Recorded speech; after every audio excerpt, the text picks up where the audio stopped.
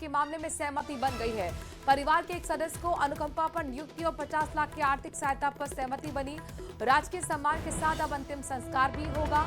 धरना दे रहे लोगों पर किसी तरह का कोई केस दर्ज नहीं होगा। आपको बता दें कि जो चयनित एसआई था उसने खुदकुशी कर ली थी और ये परिजनों की तरफ से दावा किया गया था उसने डिप्रेशन में आके खुदकुशी की है। चूंकि जिस तरह से 2021 एसआई पेपर लीक मामला कोर्ट में चल रहा है और ऐसे में वो डिप्रेशन में आ गया, उसने खुदकुशी कर ली। इस मामले में धरना प्रदर्शन चल रहा था, अब जाके सहमति बन पाई है। किन किन मांगों पर सहमति बनी है जरा ये भी जान लीजिए। परिवार के एक सदस्य को अनुकंपा पर नियुक्ति, 50 लाख की आर्थिक सहायता पर सहमति बनी और साथ ही राजकीय सम्मान के साथ भी अंतिम संस्कार की बात कही गई है। धरना जो भी दे रहे हैं उनके खिलाफ कोई भी केस दर्ज नहीं होगा। प्रदेश में भ्रष्टाचार के खिलाफ एसीबी ने कमर कस ली है और इसी कड़ी में आज एसीबी ने 2 अलग अलग जिलों में कार्रवाई करते हुए रिश्वतखोरों को गिरफ्तार किया है। आपकी टीवी स्क्रीन पर 2 अलग अलग तस्वीरें हैं। ये जो पहली तस्वीर आपको हम दिखा रहे हैं, धौलपुर से हम लेकर आए हैं, जहां पर करौली एसीबी ने बसेड़ी में विद्युत निगम के लाइनमैन लोकेश मीणा को 4000 रुपए की रिश्वत लेते हुए रंगे हाथों दबोच लिया। आरोपी को हिरासत में लेकर आगे की पूछताछ शुरू कर दी गई है। और ये दूसरी तस्वीर देखिए, बाड़मेर के चौहटन से आई है, जहां पर 2000 की रिश्वत लेते हुए पटवारी को ट्रैप किया गया है। आरोपी ने प्रधानमंत्री आवास योजना के तहत स्वीकृत मकान के नाम पर रिश्वत मांगी थी, जिसके बाद नवातला जेतमाल पटवारी दिनेश को ट्रैप किया गया।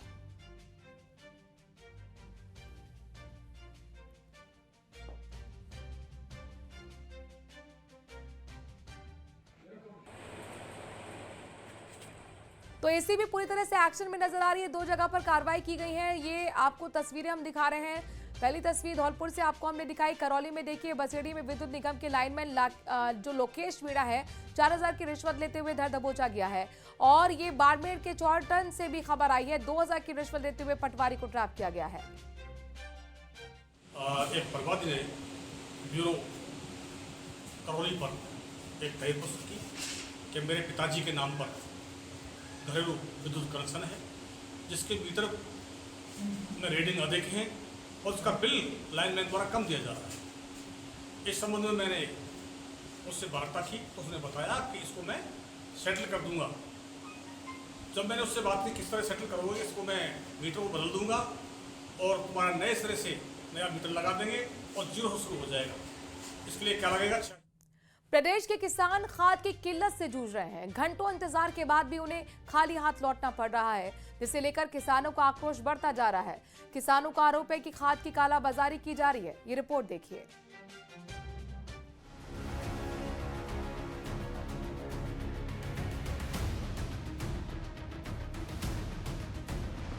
खाद की कमी, किसान परेशान।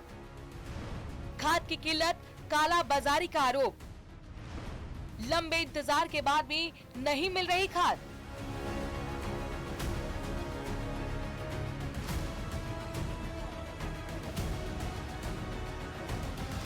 रबी फसलों की बुआई के समय पाली के किसान डीएपी खाद की कमी से जूझ रहे हैं। सब्जी मंडी स्थित क्रय विक्रय सहकारी समिति के बाहर सैकड़ों किसानों की सुबह से ही लंबी कतार लगी रही, लेकिन कई घंटों के इंतजार के बाद भी उन्हें खाद नहीं मिल पाई। ऐसे में आक्रोशित किसानों ने प्रशासन और अधिकारियों पर लापरवाही का आरोप लगाया।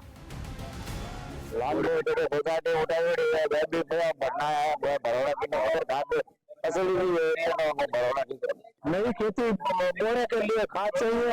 खाद 3 दिन से चक्कर काट रहा है, मिल नहीं रहा है, समय जा रहा है, खेती सूख रही है। किसानों का कहना है कि वो दिन भर लाइन में लगकर भी खाद नहीं ले पा रहे, जबकि कुछ लोग बाजार से ऊंचे दाम पर ब्लैक में खाद खरीद रहे हैं। किसानों का आरोप है कि समिति के कुछ कर्मचारी भी इसमें शामिल हैं। अधिकारी लोग टाइम पर खाद नहीं मंगा रहे हैं, इसलिए हमारा समय जा रहा है। फिर खाद देंगे तो हमारा समय जाने के बाद में ये भी फसल नहीं होगी, तो हमारे सब नॉन लिए हुए हैं, वो पढ़ने में हम असमर्थ हो जाएंगे। खाद को लेकर स्थिति तब और गंभीर हो जाती है जब रबी की फसलों की बुआई के वक्त इनकी सबसे ज्यादा जरूरत होती है। किसानों की प्रशासन से मांग है कि वो इस मामले की जांच कर दोषियों के खिलाफ कार्रवाई करें और उन्हें जल्द खाद उपलब्ध करवाई जाए। न्यूज 18 राजस्थान के लिए श्यामलाल चौधरी की रिपोर्ट। औरंगजेब पर वीसी के बयान पर बखेड़ा हो गया है। जनजाति मंत्री बाबूलाल खराड़ी का भी बयान सामने आया है। सुनीता मिश्रा का आचरण माओवादियों से प्रभावित लगता है। सुनीता मिश्रा का आचरण पहले से ठीक नहीं है। मेवाड़ के अच्छे शासक औरंगजेब नहीं, राणा सांगा थे। इतिहास का ध्यान नहीं क्या वीसी को, ये सवाल भी पूछते हुए नजर आ रहे हैं। हमारे यहाँ एक हाथ में तलवार, एक हाथ में कुरान। या तो कुरान स्वीकार करो या फिर गर्दन कटेगी। वो अच्छा था क्या? वो अच्छा प्रशासक था क्या? अगर अच्छा प्रशासक मेवाड़ में देखना है तो राणा सांगा को देखना चाहिए। 2.5 अक्षर है उनका, पढ़े लिखे नहीं थे। मेवाड़ में सबसे अच्छा शासन लिया तो उस व्यक्ति ने लिया। और इस प्रकार के विवादित टिप्पणियां करके वो क्या दिखाना चाहती है? किससे प्रभावित है वो? मुझे लगता है वो कहीं न कहीं माओवादी से प्रभावित है, ताकि उसी इतिहास को हम बताएं। हमारा पूर्वों का जो इतिहास है उसको पढ़ना चाहिए। इस प्रकार के हमारे जो सारे प्रदेश के लोगों के मन में आक्रोश है, उदयपुर वासियों के मन में बहुत बड़ा आक्रोश है। उधर उदयपुर में औरंगजेब पर चल रहे विवाद के बीच कुलगुरु प्रोफेसर सुनीता मिश्रा ने अपनी सफाई पेश की है। सुनीता मिश्रा ने सर्व समाज और राजपूत समाज से माफी भी मांगी है। प्रोफेसर सुनीता मिश्रा से बात की न्यूज 18 के संवाददाता कपिल श्रीमाली ने। का मोहनलाल सुखाड़िया विश्वविद्यालय पिछले 3 दिनों से रणक्षेत्र बना हुआ है। औरंगजेब को लेकर दिए गए एक बयान को लेकर लगातार विवाद बढ़ता रहा है और अब हमारे साथ में मौजूद हैं सुखाड़िया विश्वविद्यालय की कुलगुरु प्रोफेसर सुनीता मिश्रा। उनसे बात करेंगे क्योंकि उन्हीं पर आरोप लगे हैं कि औरंगजेब को उन्होंने एक बयान में कुशल प्रशासक बताया था। मैडम, औरंगजेब कुशल प्रशासक है या नहीं, पहला तो ये सवाल। औरंगजेब जो है वो उनका कुशल प्रशासक इन द सेंस वो बेस्ट एडमिनिस्ट्रेटर वो इसीलिए थे। मैं 2 चीज़ वो क्लियर, मैं वो सब कुछ कॉन्फ्रेंस में 12 तारीख को एक हुआ था मैं उसमें महाराजा राणा प्रताप जी का बहुत उसी में बेस्ट राजा राणा प्रताप जी, पृथ्वीराज चौहान और उसी के साथ साथ थे कि अकबर और उसी के बाद ये सब कुशल प्रशासक थे। वो ये बताए वेरी गुड एडमिनिस्ट्रेटर एम्परर थे, राजा थे। और वो बट मैंने औरंगजेब को एक बताया मेरा वक्तव्य में, वो कुशल प्रशासक best administrator, this is my word, वो थे मैंने बताया। उसके बाद बट वर्ड मैंने यूज़ किया। मेरा 5 सेकेंड का वो आप लोग वीडियो दिखाते हो पूरा, मैं बताया कि उन्हीं का कार्य प्रणाली इतना अच्छा नहीं था, इसीलिए उनका मिली जुली वर्ड मीन्स वो उसमें बहुत सारे, वो एक एम्परर में बहुत वो था भी, खूर टाइप का राजा थे वो भी उनका। और उसी के बाद वो जिजिया कर यहाँ पे लगाए थे। सो बहुत काटना पीटना यही सब भी था। वो हिस्टोरिकल पर्सपेक्टिव में मैं थोड़ा सा दिया था, बट इसको बहुत ये जवाब को पूरा तोड़ मोड़ करके इसको पेश किया गया कि मैडम उनको एक बेस्ट एडमिनिस्ट्रेटर बताया।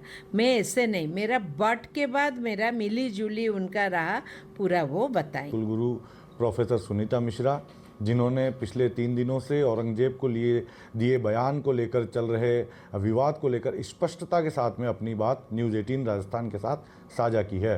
कपिल श्रीमाली, न्यूज़ 18 उदयपुर। तो एक तरफ जहां सुखाड़िया यूनिवर्सिटी की गुरु यानी कुलगुरु औरंगजेब पर दिए गए बयान पर माफी मांग रही हैं, तो वहीं भीलवाड़ा में अभी माहौल ठंडा नहीं हुआ है। अखिल भारतीय विद्यार्थी परिषद के बैनर तले कार्यकर्ताओं ने भीलवाड़ा जिला कलेक्टर कार्यालय के बाहर प्रदर्शन किया। इस दौरान एबीवीपी के कार्यकर्ताओं ने टायर भी जलाया और राज्यपाल के नाम जिला कलेक्टर को ज्ञापन सौंपा।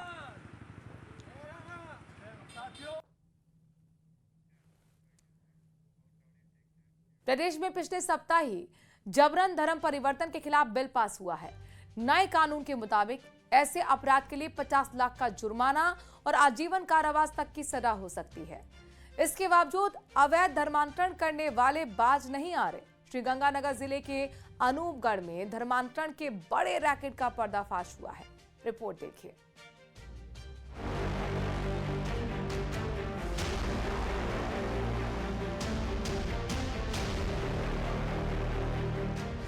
सनातन को करें राम राम, ईसाई धर्म को करें सलाम, चाहे कोई भी हो काम, मनचाहा मिलेगा परिणाम। तो वो मेरे पहले से जानकार है और वो मेरे को परिवार से संबंधित बातें करने लगे और कह रहे हैं भी तेरी शादी नहीं हो रही तो हम तेरी शादी करवा देंगे। धर्मांतरण का धंधा फूटा भांडा। सेहरा बांधने की हसरत धरी की धरी रह गई। शादी तो हुई नहीं, धर्म भी गया। संदीप की शादी नहीं हो रही थी। उसने अपनी पीड़ा अनूपगढ़ में ऑटो पार्ट्स की दुकान चलाने वाले आर्यन और विनोद को बताई। बाप बेटे ने उसको पादरी पॉलस बर्जो से मिलवाया। पॉलस बर्जो ने शादी का झांसा देकर संदीप का धर्म परिवर्तन करवा दिया। उन्होंने मेरे को पॉलस बार्जो नामक व्यक्ति से मिलवाया जो ईसाईकरण करता है मेरा, और वो मेरे को नहर पे लेके गया और उसने मेरे सर पर हाथ रखकर और नहर में डुबकियां लगवाई और उन्होंने मेरा ईसाईकरण कर दिया। अब वो कह रहे हैं भी आप ईसाई हो गए हो। संदीप पुलिस के पास पहुंचा और बर्जो और पिता पुत्र आर्यन और विनोद के खिलाफ जबरन धर्म परिवर्तन की शिकायत कर केस दर्ज करवाया। पुलिस ने बर्जो और आर्यन को अरेस्ट कर लिया। दो व्यक्ति हैं, उन्होंने पुलिस बर्जो और आर्यन, इन लोगों ने धर्मांतरण करवाया और उनकी धार्मिक भावनाओं को ठेस पहुंचाई और इस आशय की रिपोर्ट प्राप्त हुई थी। तो इस पर मुकदमा दर्ज किया गया था। पुलिस थाना अनूपगढ़ द्वारा अनुसंधान प्रारंभ किया गया था और दौरान अनुसंधान चीजों को तहत की जा रही है। और इस दौरान जो पुलिस बर्जो है ये झारखंड जिले के रहने वाले हैं और ये विनोद कुमार है जो अनूपगढ़ में उनके मकान। आरोपियों से पूछताछ में पुलिस ने अवैध धर्मांतरण के बड़े रैकेट का भंडाफोड़ किया है। झारखंड के कटिंगेल का रहने वाला है पादरी बर्जो। 1995 में ईसाई धर्म अपनाया। 2003 में चेन्नई स्थित फ्रेंड्स मिशनरी प्रेयर बैंड नामक मिशनरी संगठन से जुड़ा। एफएमपीबी हर वर्ष बर्जो को 20 लोगों का धर्मांतरण कराने का लक्ष्य देता था। पादरी बर्जो को 9,000 रुपए के वेतन के अलावा दूसरे भत्ते मिलते हैं। 11 सालों में करीब 454 लोगों को इसने ईसाई बनाया। दुखी बीमारी उनको कन्वर्ट जाते हैं और उनको समझाते हैं प्रभु के बारे में और उसके बाद उनको अच्छा लगता है तो अपने उन लोग कन्वर्ट हो जाते हैं मसीह में, क्रिश्चियन में। कल हमारे पास एक पीड़ित ने इस संबंध में लिखित में कंप्लेंट दी थी, जिसपे हमने तुरंत बीएनएस की धाराओं में प्रकरण दर्ज करके और अनुसंधान शुरू कर दिया है। अनुसंधान में हम जो आप अभी बता रहे हैं फैक्ट्स की पहले कितने लोगों के साथ इस तरह की घटना हुई है उसको भी लेंगे और साथ में हम ये भी प्रयास करेंगे कि अनुसंधान में सभी जो रिकॉर्ड है कि उनके पास फाइनेंस कहाँ से आया, उस फाइनेंस को ये किस रूप में प्रयोग करते थे, वो भी सब चीज़ें हम रिकॉर्ड पे लेकर अनुसंधान गहनता से किया जाएगा। इस खुलासे के बाद हिंदूवादी संगठन गुस्से में है। विश्व हिंदू परिषद अनूपगढ़ के जिला मंत्री कृष्ण राव का आरोप है कि पादरी बर्जो लोगों को पहला फुसलाकर कभी बीमारी ठीक करने के नाम पर तो कभी शादी जैसे झांसा देकर जबरन धर्म परिवर्तन करवा रहा है। इस क्षेत्र में एक पादरी पॉलस बार्जो द्वारा यहाँ के बंधुओं को जबरन बहला फुसलाकर और प्रलोभन देकर धर्म परिवर्तन कराने की साजिश की गई। अब पुलिस पूरे मामले की जांच कर रही है। वह उन पीड़ितों का भी पता लगा रही है जिनका जबरन धर्म परिवर्तन करवाया गया।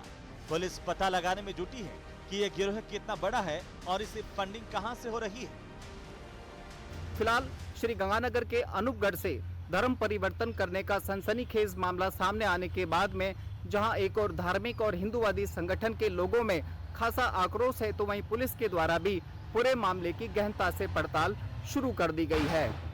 अशोक शर्मा, न्यूज़ 18 श्री गंगानगर। प्रदेश की सबसे बड़े कला एवं संस्कृति के मंच जवाहर कला केंद्र पर कलाकार ही भ्रष्टाचार का आरोप लगा रहे हैं। कलाकारों ने जेकेके के बाहर प्रदर्शन किया और बीते कुछ समय में बड़े भ्रष्टाचार और अवैध नियुक्तियों और पदोन्नति क्रमोन्नति घोटाले, वर्षों से डेपुटेशन पर टिके कर्मचारी की अनियमितताओं और कलाकारों के साथ भेदभाव का आरोप लगाया। अपने इन मुद्दों पर अलग अलग विधाओं के कलाकारों ने प्रदर्शन किया, जिनमें नाटक, संगीत, नृत्य, ललित कला, लोक कला और साथ ही अन्य कलाओं के कलाकार शामिल रहे। कलाकारों ने जेकेके प्रशासन पर भ्रष्टाचार का आरोप लगाते हुए सामूहिक लड़ाई का आह्वान किया है।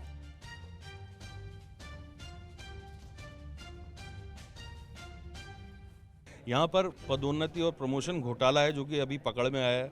यहाँ पर कुछ अधिकारी जो कि करीब 5 की संख्या में हैं और उन्होंने बिना वित्त विभाग के परमिशन के पिछले 2 साल पहले ही अपने पद के नाम चेंज कर लिए, उनके वित्तीय फायदे उठाए हैं, उनकी जो सुविधाएं हैं वो उठाई हैं और ये एक बड़ा घोटाला है जिसमें इन्हें जो तनख्वाह दी गई उसकी हम रिकवरी की मांग करते हैं कि वो भी रिकवर हो। और दूसरी सबसे बड़ी बात, इन सभी लोगों के साथ में ये जो 2 साल का जो इन्होंने बजट टोटल खर्च किया है, 9 करोड़ 1 साल का माने तो 18 करोड़ रुपए ऐसे लोगों ने खर्च किए हैं जो लोग खुद भ्रष्ट हैं।